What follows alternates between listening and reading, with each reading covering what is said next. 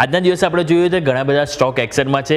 કોઈક જગ્યાએ આપણને બિઝનેસ અપડેટ આવતી જોવા મળી છે. અમુક સ્ટોક છે જ્યાં આપણને બ્લોક ડીલ જોવા મળે છે. તો આવો સૌથી પહેલાં શરૂઆત આપણે બ્લોક ડીલથી જ કરી લઈએ. સૌથી પહેલાં આપણે જોઈશું તો નાયકામાં સમાચાર છે કે જ્યાં આપણને એક બ્લોક ડીલ જોવા મળશે કે નાયકામાં આજે તમે જોશો તો અરાઉન્ડ 1200 કરોડની એક બ્લોક ડીલ થવા જઈ રહી છે. અને એમાં આપણને જે એક તો હરિન્દર પાલ સિંહ બંગા અને બીજું છે કે ઇન્દિરા બંગા, આ બે છે કે જેઓ અહીંથી હિસ્સો વેચી શકે છે. કુલ 2.1% હિસ્સેદારી અહીંયાથી સંભવ છે કે આપણને બ્લોક ડીલમાં વેચાતી જોવા મળી શકે છે. અને જે ફ્લો પ્રાઇસ છે આપણને ₹200 પ્રતિ શેર આપણને જોવા મળી શકે છે કે નાયકા જ્યાં આજના દિવસ આપણે ખાસ કરીને ફોકસમાં રહેશે. બીજું તમારું વોચલિસ્ટમાં હોવું જોઈએ તો એ નાયકા બાદ છે આપણને M&M ફાઇનાન્શિયલ. અહીંયા આપણને એમના જે Q1ના જે રિઝલ્ટ આવશે એની પહેલાંના આપણને અપડેટ સામે આવે છે. એમને કુલ ડિસ્બર્સમેન્ટ 1% વધીને 12,800 કરોડ અહીંયાથી આવી છે.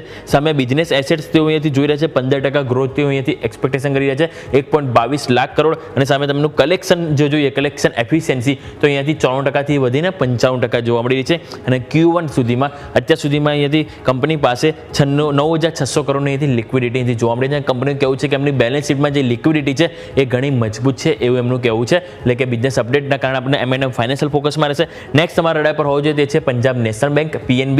એમનું જે ગ્રોસ બિઝનેસ છે 1.4% વધીને 27.2 લાખ કરોડ આવ્યું છે ક્વાર્ટરલી બેઝિસ અને 11.6% વધારો જોવા મળી છે YoY એટલે કે વાર્ષિક બેઝિસ. એટલે અહીંયાથી આપણે નંબર છે. બીજું એમનું ઘરેલું બિઝનેસ જોઈએ કે સ્થાનિક બિઝનેસ તેમાં 1.5%નો વધારો આપણને ક્વાર્ટરલી બેઝિસ જોવા મળ્યો છે અને 11.1% વાર્ષિક બેઝિસ જોવા મળ્યું છે. એ સાથે આપણને કુલ 26.2 લાખ કરોડ અહીંયાથી કંપનીની અહીંયાથી જોવા મળી રહી છે બિઝનેસ. બીજું ગ્લોબલ ડિપોઝિટ ઉપર નજર કરો તો 1.45% વધીને 15.9 લાખ કરોડ અહીંયાથી ક્વાર્ટરલી બેઝિસ જોવા મળ્યું છે.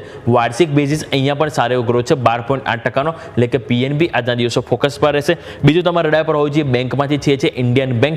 ઇન્ડિયન બેંકમાં એમણે જો અપડેટ નજર કરીએ તો Q1માં કુલ બિઝનેસ 10.2% વધીને 13.44 લાખ કરોડ અહીંથી જોવા મળી રહ્યું છે. સામે એમનું જો કુલ ડિપોઝિટ નજર કરીએ તો ડિપોઝિટમાં 9%નો ગ્રોથ જોવા મળે છે. 9.3% વધીને 7.44 લાખ કરોડ અહીંથી કંપનીની કુલ ડિપોઝિટ જોવા મળી છે. એટલે ઇન્ડિયન બેંક તમારા વોચલિસ્ટમાં હોવું જોઈએ. બીજું તમારા અપડેટ્સના કારણે જો વોચલિસ્ટમાં હોવું જોઈએ તો એ છે ડીમાર્ટ એટલે કે A1 સુપરમાર્ટ. એમની જે સ્ટેન્ડ અલોન આવક છે 16.2% વધીને 15,932 કરોડ અહીંથી જોવા મળી રહી છે. અને કુલ આપણને જૂન 2025 સુધીમાં એમને જે સ્ટોરની સંખ્યા છે વધીને 424 પહોંચતી જોવા મળી રહી છે. એટલે ડીમાર્ટ એટલે કે A1 સુપરમાર્ટ ફોકસ પર હોવું જોઈએ. હિન્દુસ્તાન ઝિંકના અપડેટ સામે આવે છે. અહીંયા તમે નજર કરો તેમનું જે માઇન મેટલ ઉત્પાદન છે 1% વધીને 265 કિલોટન જોવા મળી છે. પરંતુ તમે ક્વાર્ટરલી બેઝિસ જોશો તો ઘટાડો જોવા મળે છે 15%. આ એક માત્ર છે જેમાં વાય બેઝિસ 1% વધારો છે. બાકી દરેક સેગમેન્ટમાં અહીંથી ઘટાડો જોવા મળે છે. સેલેબલ મેટલ ઉત્પાદન જોશો તો 5% ઘટીને 250 કિલોટન અને ક્વાર્ટરલી બેઝિસ તમે જોશો તો 7%નો ઘટાડો જોવા મળે છે. બીજું તમે નજર કરો તો રિફાઇન્ડ ઝિંક ઉત્પાદન છે એ પણ 4% ઘટીને 202 કિલોટન જોવા મળ્યું છે અને ક્વાર્ટરલી બેઝિસ 6% ઘટાડો બતાવે છે. સામે તમે એમનું જે રિફાઇન્ડ લીડ ઉત્પાદન જો તો 6% ઘટીને 48 કિલોટન 14% ક્વાર્ટરલી બેઝિસ. એટલે તમે જોયું કે માત્ર એમનું જે માઇન મેટલ ઉત્પાદન છે વાર્ષિક બેઝિસ આપણને માત્ર 1% વધારો બતાવે. બાકી દરેક ઉત્પાદન સેલેબલ જુઓ રિફાઇન્ડ ઝિંક દરેકમાં આપણને ઘટાડો જોવા મળ્યો છે. એટલે આ વાત થઈ આપણે હિન્દુસ્તાન ઝિંક. બીજું એક નેસ્લે છે તમારા રડાર પર હોવું જોઈએ. નેસ્લેમાં સમાચાર છે કે અમદાવાદના સાણંદમાં એમણે અહીંથી મેગીના ઉત્પાદન માટે તેઓ નવી અહીંથી લાઇન શરૂ કરી છે અને એના માટે અહીંયાથી કુલ ₹105 કરોડનું અહીંથી રોકાણ કર્યું છે. એટલે આ સ્ટોક પણ તમારે ખાસ કરીને ફોકસ હોવું જોઈએ. એટલે આ વાત થઈ ગઈ સ્ટોક સ્પેસિફિક રાઈટ. હવે આવો નજર કરીએ આજે શું ખાસ છે. સૌથી પહેલાં ફોકસ હોવું જોઈએ ગુરુવાર એટલે કે નિફ્ટીની વીકલી એક્સપાયરી.